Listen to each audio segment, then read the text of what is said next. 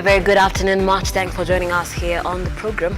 This is Trending News. I am Nansina Lima. Do stay with me as I bring you up to speed with the latest at this hour.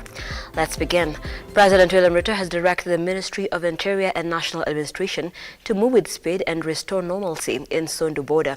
RUTO has ordered architects behind the ethnic clashes in the region to be arrested immediately for further actions. He spoke in Kisumu today on his Nyanza region development visit.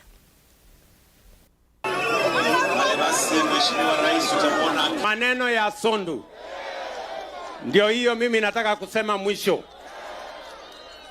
Kuna watu wanaturudisha nyuma na kulete vita kati ya jamii na kati ya majirani. Nishamwambia Profesa Kithure Kindiki, vile tumewakalia wale wa North Rift, vile tunawakalia Al-Shabaab, hawa watu wa Sondu hapa watakiona cha mtemakuni. Hatutaki, sikizeni, hatutaki mambo ya ujinga ya ukabila. Sisi tunaishi Kenya moja. Na serikali ya Kenya ni serikali ya kila Mkenya. Mimi nataka niwahakikishie na tayari tumeweka mpango kamili na nimemwambia Profesa Kindiki ahakikishe ya kwamba kila mtu ambaye alisababisha mwananchi akapotesha maisha yake lazima akamatwe na lazima apelekwe jela, kwa sababu kuua mwananchi mwenzako ni mambo ambayo haikubaliki. Wanaweza kwenda hiyo safari ya tatu ile ya kwenda huko.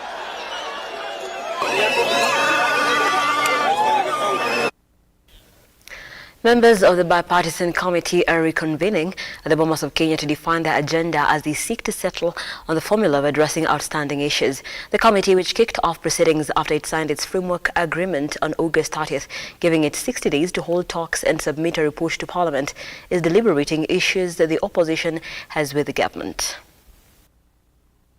As a way forward, we have agreed that we will be resuming work as a committee on Wednesday.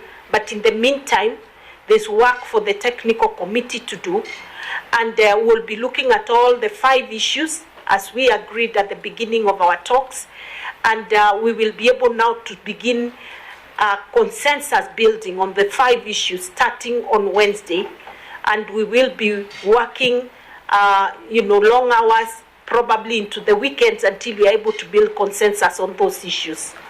The quality of oral submissions, we can actually conclude that this has been one of the most consultative processes that one can ever come across. And we are eternally grateful to Kenyans who came out in large numbers and from all walks of life to give their views to this committee. Now, those views will be taken into consideration, all of them. Secondly, again, to iterate what the co-chair said, we seem to have had convergence on a number of issues so far.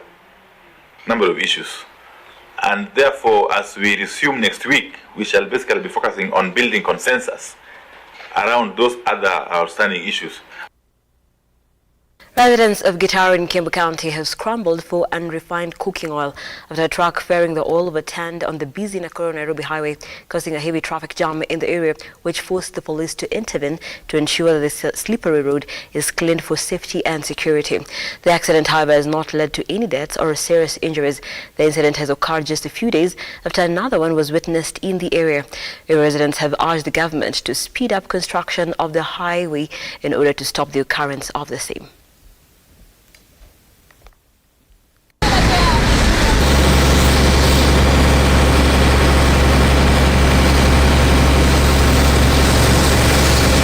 Mafuta imemwagika mingi na watu wameweza kuchota mafuta, ambayo na waomba watu ambao wamechota hii mafuta wasitumie pasipo kujua ni mafuta ya aina gani. Nataka serikali itumalizie hii interchange juu ya hizi maajali. Wanga inafanyika pande ile nyingine, inafanyika hapa. Polisi waliweza kufika hapa na wakaweza authorize watu wasikaribie hii lori sana, kwa sababu haikuwa inajulikana ile pande ambayo imelala, na haikuwa inajulikana vile kwa sababu kulikuwa bado na giza. So polisi wa Kikuyu tunawashukuru, walikimbia na wakakuja na wakaweza authorize watu wasikaribie sana. Ingalau watu waliweza kuchota mafuta na wamechota, na hatujakuwa na any incidents ambayo tunaweza sema imekuwa kitu ambayo ni ya kututia shaka. Moving on, World Vision together with Vision Fund have partnered to help guardians and parents in Matete village to start businesses in order to sustain their children and keep them in school, which will in turn prevent early pregnancies, which is a major challenge in the area.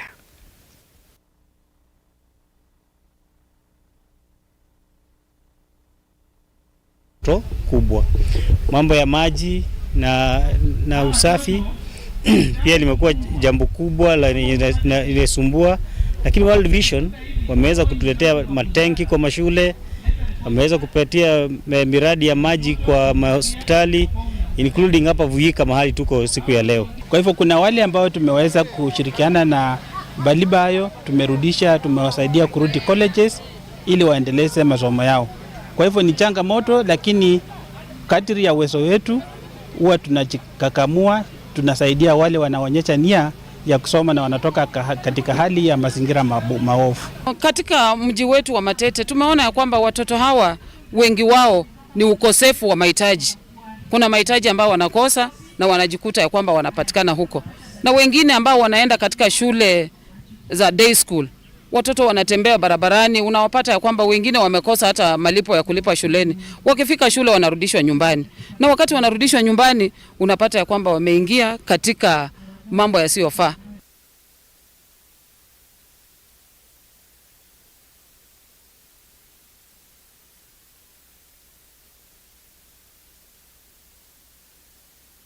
Elsewhere, over 3,000 families living in Nakuru County are now living in constant fear of the looming evictions on their land that is estimated to be over 240 acres. This is due to a railway construction project that is set to cut across the area. The residents claim to have followed due process in acquiring the property that is through the first owners of the Gema lands. Our area member of parliament, Honorable Mother. Baada ya shamba kuwa ilikuwa ya Delamere ikenda kwa Kul, baadaye ikauziwa Gema ndio walituuzia, na wakituuzia tulifanya search, tulifanya utaratibu wote ambao unastahili wa kiserikali. Mara ya kwanza last week tulikuwa na DCC hapa, akatuambia serikali inafanya kitu ambacho kinaitwa feasibility study, na feasibility study tunajua huwa zinafanyika kila wakati, lakini leo tumekuja tukaambiwa a different information ya kwamba kuna reli ambayo imepita maeneo ya Gema. 24 kilometers times 10 acres. Hiyo ni 240 acres. Hizo ni ploti ngapi? Kwa sababu zote tumekata kwa barabara. Wakisema ati hiyo reli inaenda kwa shamba ya RUTO, hatuwezi wafanya kitu. Exactly. Na wanasema ati tuko kwa reli.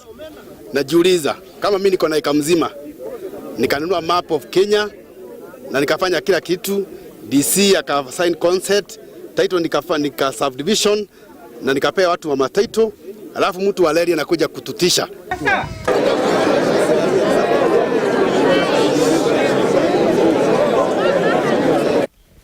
And a Londo CBM school fraternity in Bungoma County has a reason to smile after Kenya donated computers to support learning for people living with disability, so as to enable them be technologically equipped. For assistance. If somebody is very tragic. Today we have launched 3 computers given to us by the Kenya for our children. Marisa, in the program Marisa Msichana, and members of the club are around 50 in this school, 30 boys, 30 girls and 20 boys. We thank the organization so much for having remembered our children who are able differently, and we hope this computer given to them will enhance learning computer in this school, and in the school it's needed for more computers.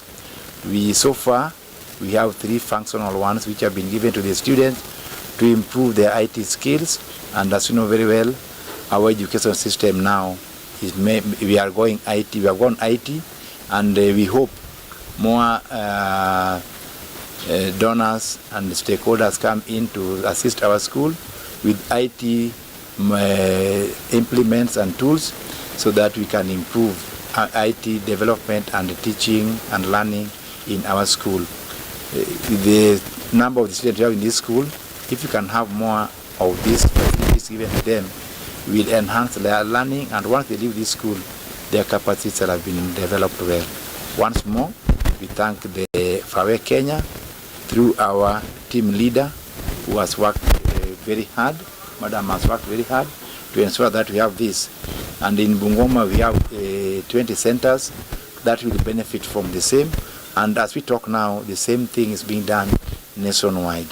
So it's not only for Bungoma, but it's done for our girl child mainly in the nation. But today, we are more happier because it is done to our children with the physical disabilities.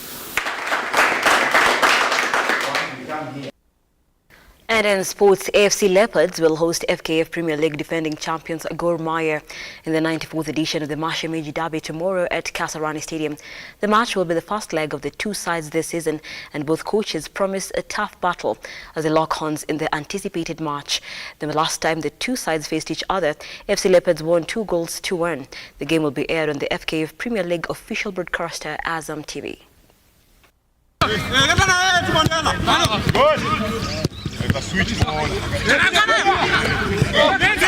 With Gor Mahia, it's of course a big rival, champion last season, maybe with a better squad. Of course, we are ready for that challenge. We'll do our best. We'll try to win this game, and hopefully we give our fans a victory for the first time. But it's not an easy game, as I said. We have a slow start, not so good, of course. But if you look at FC Leopards in the last 2 seasons, first season we had 4 points in 8 games. Second season we have 4 points in 5 games. So it's not good, but we always have a slow start. So no cause for alarm, no cause to panic. We'll just get where we want. People look at the 2 teams and say Kogalo have had a good, solid start to the season and that AFC have had a poor start. But really it's only a 3-goal swing.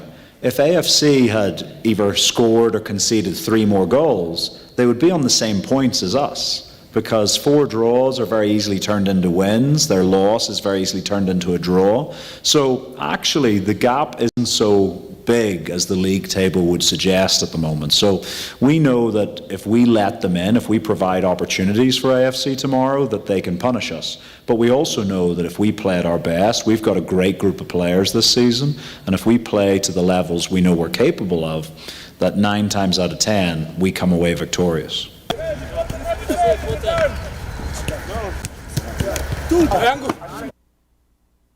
And it's come to the end of trending news right here on Lookuptv. Here's what you can expect at 7 p.m. and 9 p.m. as we usher in the weekend. We'll be looking at President William RUTO, who is in the Nyanza region for his Nyanza region development visit. And of course, he has spoken largely about the Sundu killings, which is on the Kericho-Kisumu border. And he has directed the Ministry of Interior to move with speed and restore normalcy, and that the individuals who perpetrated these clashes be brought to book immediately. That's what he stated earlier today. We'll be giving you all the details in our subsequent bulletins, as well as the national dialogue. Remember, they had been on retreat deliberating on the issues, and today at the Bomas of Kenya, the committee kicked off proceedings after it signed the framework. That was on August 30th. We'll be giving you details on the way forward as far as those bipartisan talks are concerned. As well, we'll be looking at Deputy President Rigathi Gachagua, who is seemingly entertaining the idea of speaking to former President Uhuru Kenyatta and just securing the mountain, storm in the mountain, and so seeking a truce with former President Uhuru Kenyatta. And as well, we'll also be looking at Kenya's appeal of 1 billion shillings to China for unfinished projects in our business front as well. But that is it for now. Keep it right here on Lookuptv. I am Nancy.